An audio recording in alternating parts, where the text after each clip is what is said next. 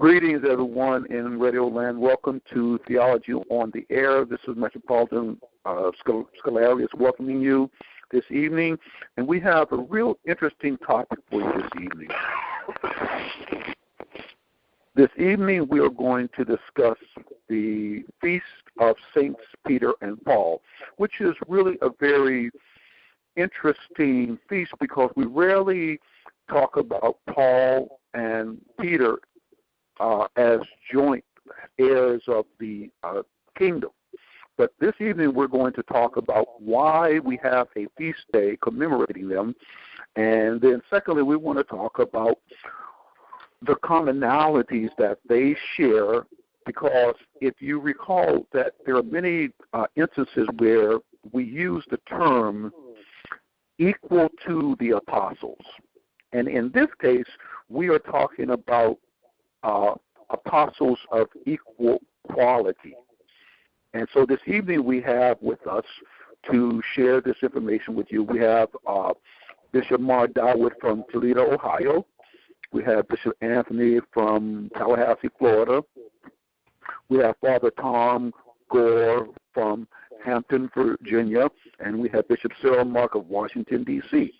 And we hope that this program tonight proves to be enlightening. And we would like to start off with our illustrious troubadour,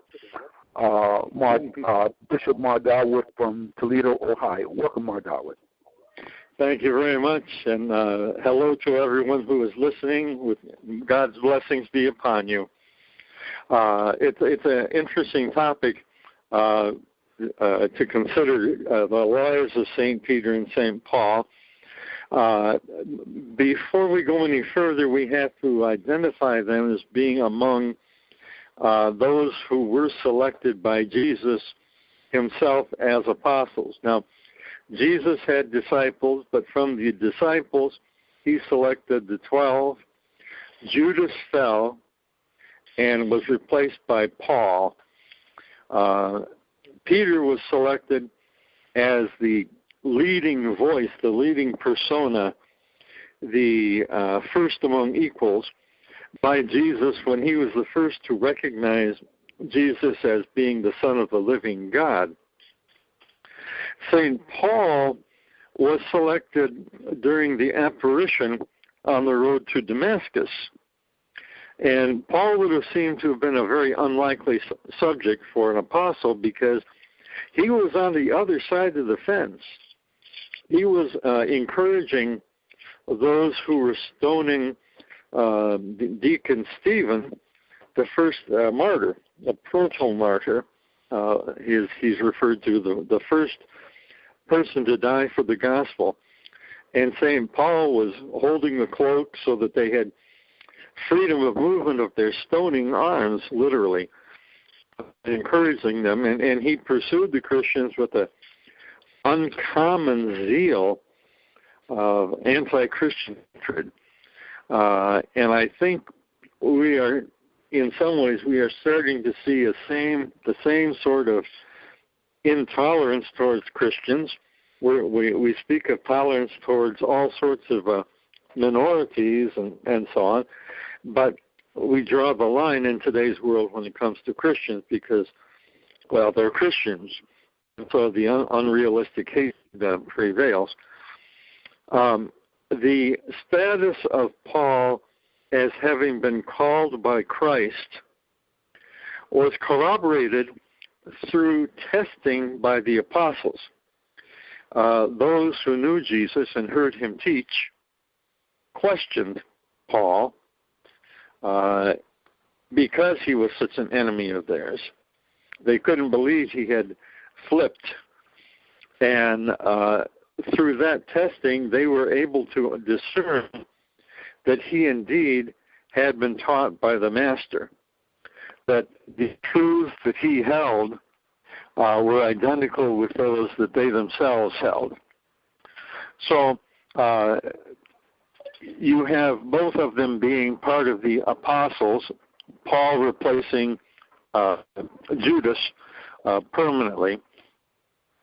Now, they both labored in Antioch. If you recall, things were not so great in Jerusalem, a lot of persecution, and ultimately the Romans were going to sack Jerusalem in 70 A.D.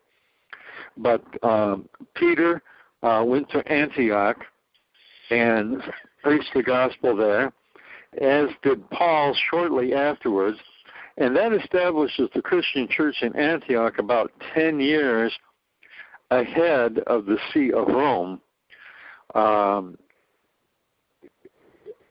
It's difficult to state with certainty where Christianity was established first, but Scripture seems to say that it was in Antioch that Christians were first known by that name. Both men died for the gospel of Jesus Christ.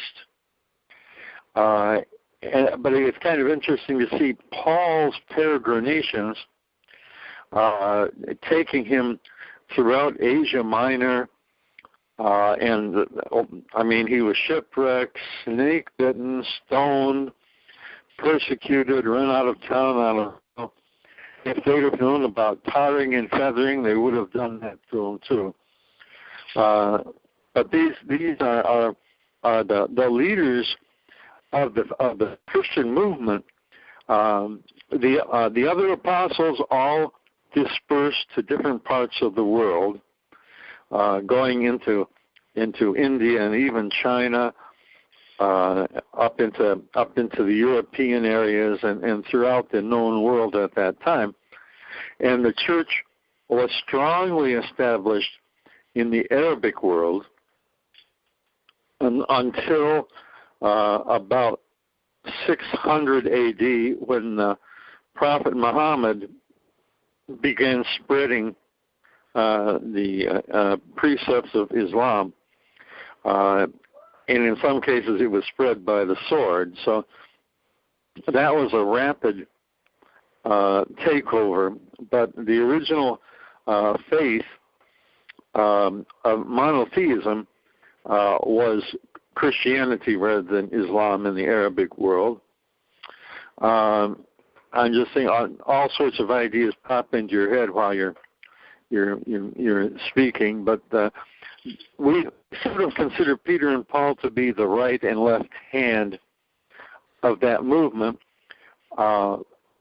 Peter always being recognized as the holder of the throne, the first among equals, but Paul shortly after, because he and Peter both were in Antioch and then later both in Rome.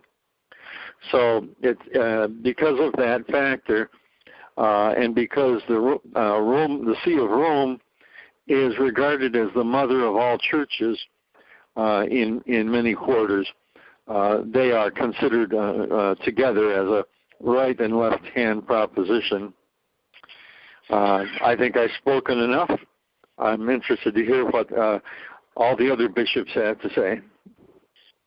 Well, thank you, Mark Howard. That was very enlightening, and thank you for the historical foundation.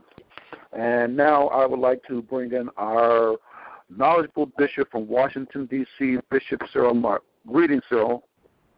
Bishop Cyril Mark. Greetings to everyone, and glad to be here this evening. What I'd like to kind of expound on this evening is the differences of these two saints and how the Lord used them in their different personalities. They really had a differing mission, and they had a different style.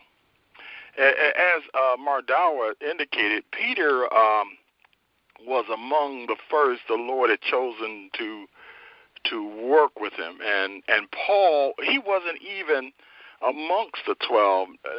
He wasn't even amongst the 70 apostles. But the Lord chose him lastly after the resurrection, and he was chosen many years after the choice of Matthias. As a matter of fact, he did not follow Christ during his predication on earth, but rather said about that he was the last of all that was that he was seen by me. When he was talking about Jesus, he said of himself as one born out of due time. Paul said, I am the least of the apostles, whom I'm not worthy to be called an apostle, because I persecuted the church of God. So, Paul, he also was very confident because he went back to the apostles, and I look at 1 Corinthians 15:10. He says, although he was the last and is called, yet he labored more abundantly than they all. And he was talking about as a fellow apostles. That shows that it is not a matter of precedence, but according to the amount of weariness from the exertion for God. A person may not be the most ancient among the workers in ministry. Nevertheless, he may be the strongest of all the workers. Such as John the Baptist was not the first prophet in the Old Testament, but he was the last of them in chronological order, but yet and still Christ called him the greatest of all the apostles. Listen to what St. Augustine said. St. Augustine said to the Lord, I have been very much late to love you, and with his lateness, he was more profound than any of us that preceded him. Now, I want to give you a difference. There are a lot of our Christian community will say, oh, you got to be a celibate to serve the Lord, and according to the canons. But yet and still, the Apostle Peter was a married man. It is mentioned in the Gospel, Christ healed his stepmother from a fever. That comes out of Matthew chapter 8. In his journeys for the predication, he wandered and was accompanied by his wife as a sister. And that was in 1 Corinthians 9:5. Now, on the other hand, in contrast, the Apostle Paul was a virgin. And we see that in 1 Corinthians 7:7. He's called for the preference of virginity. But each one has his own gift from God.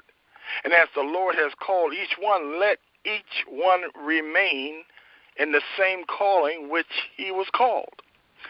Everybody don't have the gift of celibacy, so you can see that clearly in the Holy Gospels. So I'll stop right here, and I'll pick back up later, to fill in the gaps. But I just want to show you the difference between these two apostles and why we celebrate them, because they are different. And those of us on the phone that is teaching or giving this presentation tonight, we are each different, just as you and the radio audience are different, but yet and still you can serve the Lord. Thank you, Metropolitan. Well, thank you, Bishop Zell. That's very enlightening, and you're very correct that the significance of the Feast of Saints Peter and Paul is that it is a combined feast to honor and to recognize each of them for the contributions that they made to the church that we all serve and love today. And with that, I'd like to bring in our resident Anglican from Hampton, Virginia, Father Tom Gore. Welcome, Father Tom. Welcome. Greetings to everyone, and may God's blessings flow freely among us all. One of the things that I found generally fascinating is what I would call first things first. And basically, St. Peter, in Acts chapter 2, you find him after the resurrection, the key spokesman on the day of Pentecost. After Philip does his great evangelistic work in Samaria in Acts chapter 8, Peter's the one that is sent by the church to go in there and lay hands on people. And then God has to shake up his life a little bit. He was a good kosher fisherman. He didn't do anything outside of Jewishness as a Christian. He did everything the way he was supposed to, and yet God drops a big, large tablecloth-like sheet in front of him filled with all kinds of animals that are forbidden by Moses to eat. And God tells Peter, he says, look, he said, help yourself. Eat what you want. There it is. Kill it, cook it, eat it. And in this vision, Peter refuses. He says, no, God, I'm not going to obey you in this because I know that as a kosher Christian, of course, he didn't call himself a Christian. That wasn't until Antioch. But as a kosher believer in Christ, I'm not going to cross this line. And yet in the end, the vision tells him he's going to have visitors from Joppa, and he's to go with these visitors and to meet with these people he's sending him to. Well, then, Peter goes, and he finds out here's Cornelius. Now, I don't know, and I cannot confirm at this point, maybe Bishop Mardawood or Bishop Cyril Mark or Bishop Anthony might be able to do it, or whoever might be able to get in here and confirm this, but I've heard it said a lot of times that people believe that Cornelius was the right-hand military leader with Pontius Pilate and was a key member of the group that witnessed the crucifixion. And here, some years later, he finds himself as a God-fearer, a Gentile going to synagogue. Something's happened in this man's life. And if anybody could confirm that with some documentation, I would really appreciate it.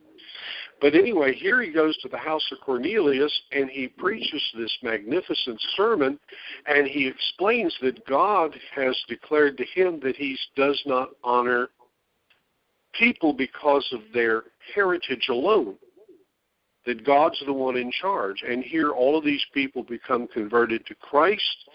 They experience their own Gentile Pentecost, so to speak, and they were taught by the apostles, quick confirmation, and were baptized.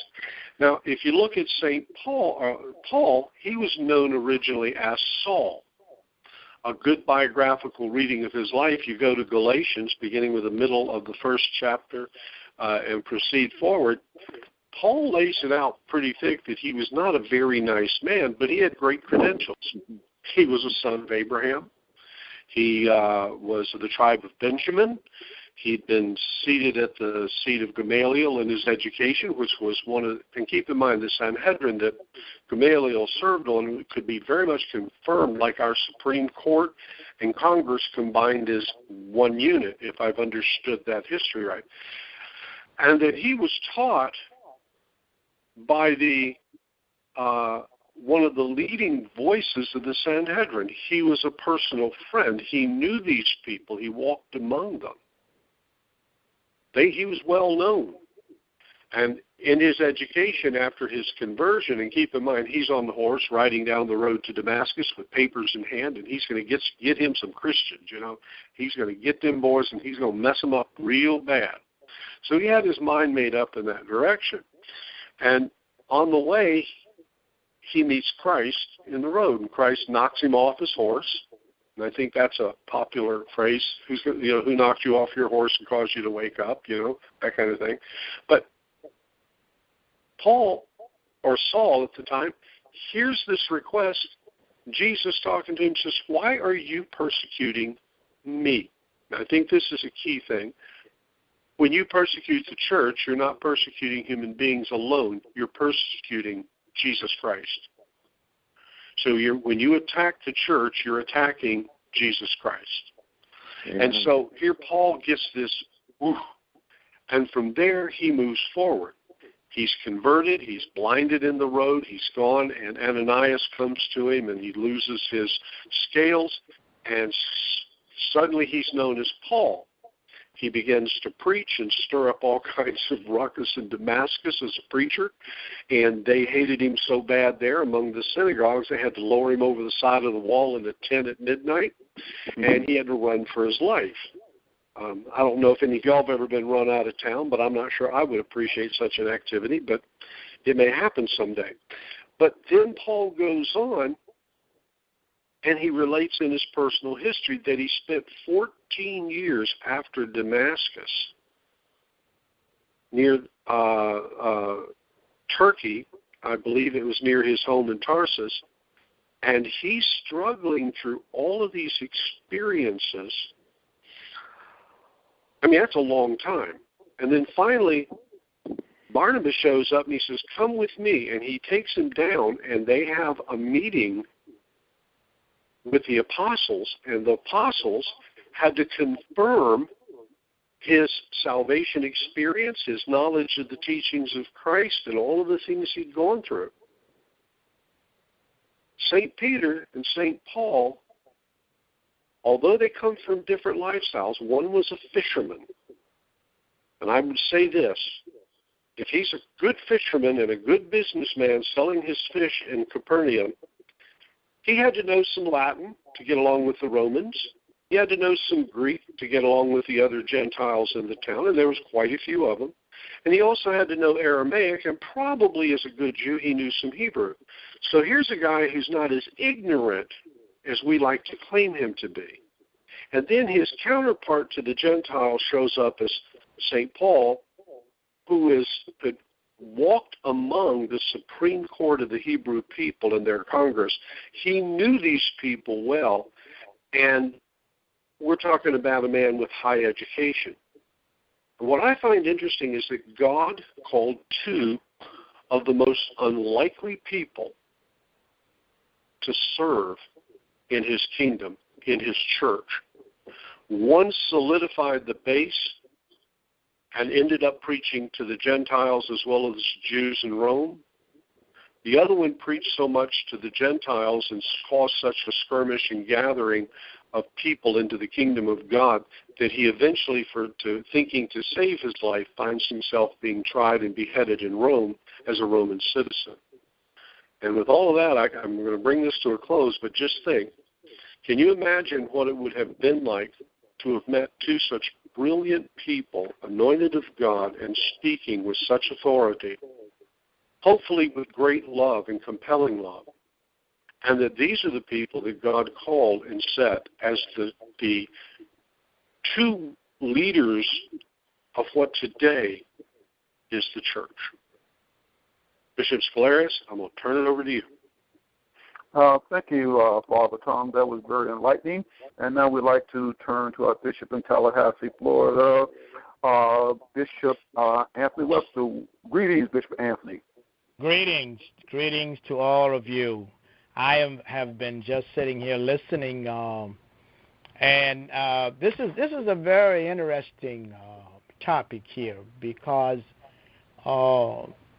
there are topics by which we discuss things that were different with these two apostles, and we also there are a lot that was common with them as well, and I tried to dwell on the commonality of mission and how God used both of them. When we look at Peter, and as I had, remember I can spend a little time in Acts. The first part of Acts, Peter was the group leader kind of a person, and as you begin to look at strength in these two individuals, Peter obviously was very much determined to be obedient to Christ when he said, "You will be my witnesses," and he was really serious about that. And matter of fact, in order to carry out the commission, Peter was concerned about filling the void, as one of the bishops had already referred to earlier. But he was very active in trying to establish some criteria, and this is where it created a little bit of a problem for him in accepting Paul into the ranks. So Peter was sort of the group person as a representative of those disciples. I mean, those that had followed Jesus and were handpicked by him.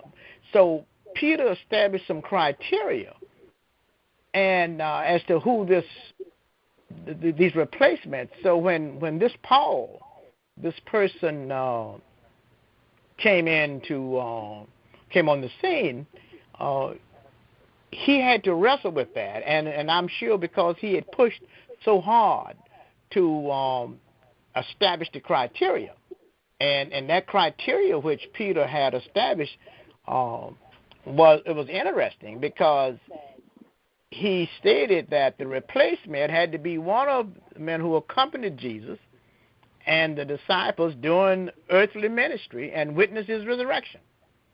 Okay, and so we know the early history of Peter and the early history of Paul. So they were going in opposite directions, but isn't it interesting how God bring these two together? Peter continued with the apostolic bed rock of verifying and confirming. And when Paul came on the scene, he tested that criteria, because ultimately Paul was able to meet the test.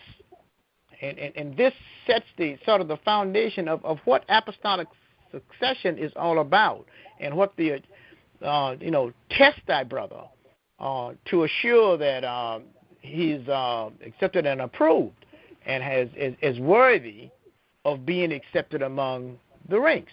So I take my hat off to Peter in that regards, but at the same time, Paul was a much better organizer and was the ideal kind of a person for mission work. And Paul did not work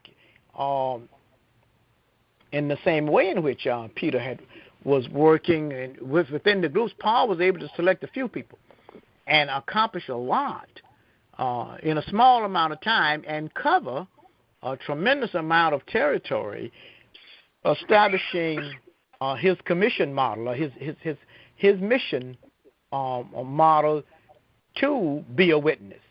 So I have been sort of looking at this in terms of what the two of them ultimately used, what God had given them to be the witnesses that he had instructed them to be, to fulfill the scriptures, correct misunderstandings, interpret the scriptures, and proclaim God's salvation in Jesus. And both of them, they did that. Paul, I looked at Paul as the preacher, the circuit preacher, the one that's going out in the highways and byways in a more busier manner. And Peter was sort of the church part of the ecclesiastical foundation to help hold the church, the fundamental infrastructure of God's church together. So, and both of those are needed. And even today, we see the importance of both, of proclaiming and also to maintain the purification.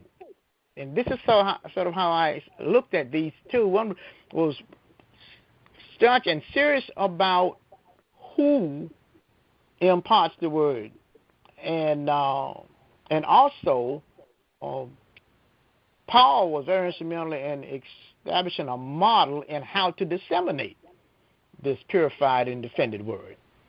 So this is the comparative assessment, and in terms of a similar mission objective, which could only be put together by God. No, thank you, Bishop Abbott. That was very well put, and thank you for the very deep reflection. I think that we have accomplished our goal here this evening, because what we wanted to do was to establish the purpose and the wisdom of the establishment of this particular feast day for Saints Peter and Paul. I think we also accomplished the goal of showing some of the contrast between the two persons.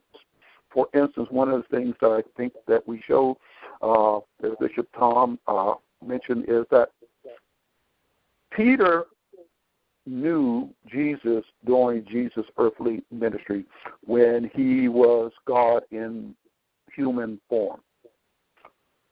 Paul never met Jesus during his earthly life. Right. And so there we have a contrast. Another contrast is that Paul was a Roman citizen with certain rights and privileges, while Peter was a Jew of a population that was under subjugation to the Roman magistrates. Also, we know that Paul was a very learned Jew. He spoke more than one language. He had been instructed in the ancient scriptures, so he knew them by heart, which we see in his different epistles. While Peter, we are told, was an illiterate fisherman. Yes. However, Peter and James accepted Paul as an apostle when he went up to Jerusalem, and it says in the scripture where he stood Peter to his face. But they recognized the apostolic calling. The other interesting thing is that they both suffered martyrdom. However, they were of different types. Peter, we know, was, according to Tertullian, which was a very astute theologian in Africa, North Africa, speaks of this. He speaks of Peter being crucified upside down because he said that he wasn't worthy to be crucified in the same manner as Jesus. While Paul was beheaded because he was accorded the dignity of a dignified death of a Roman citizen. The other contrast is that we see that Peter is considered the primary apostles, or the first among equals, and Paul, by many readers, many theologians, see Paul as the true founder of Christianity because he was the one that gave it its face and its voice. That's very, very interesting. And so we look at them because what we want to know about this particular feast is that they were both equal in apostolic dignity. So we don't have to choose one over the other. And then there are a couple of symbols I think are interesting. One of the symbols that represents Peter is his pastoral staff and the two keys, or the keys to the kingdom. And then there is the inverted cross with him being with him being crucified upside down. There's also the crowing cock, which I think is very, very interesting. And Peter is often portrayed as a bald man with a fringe of hair on the sides and a little tuft on the top. But there's also the books and the keys again. While with Paul, symbols that represent him are the book and the sword. And I think since he was in opposition to the early Christian faith, this says a lot. But he's also represented by three fountains, which I would say represent the Holy Trinity. Mm-hmm. And also the armor of God, because he talks about putting on armor of God. And another one is the 12 scrolls, which represents his different epistles. So these are all the things that go into this. And as we begin to take our leave, I'd like to point out one other important fact of this particular feast, is that this feast is celebrated in both the Eastern Church and the Western Church to such in the extent of trying to maintain some type of joint relationship is that it's a custom that the East and the West invite one another to come to one another's jurisdictions for this particular feast. And this year, Pope Francis welcomed an apostolic visit from the Eastern Church in Rome to commemorate the feast of Saints Peter and Paul. This is very significant, and it also shows the wisdom of the East and the West and their continual striving for reunion. And it is our blessing and our hope that one day we will establish this. Well, we hope that you enjoyed our program this evening. We hope that it in some way provided some enlightenment. And so we'd also like to, before we leave, remind you of our annual council, which will take place in Toledo, Ohio, July 31st to August 2nd. And if you have any interest in attending, please go to our website, domesticworship.web, or send us an email at domesticworship@gmail.com. Well, we'd like to thank you, and we hope that this is enlightening. We hope that you come back and visit us next month. And with all of us here included, we send you our apostolic blessing, and we say thank you and good night.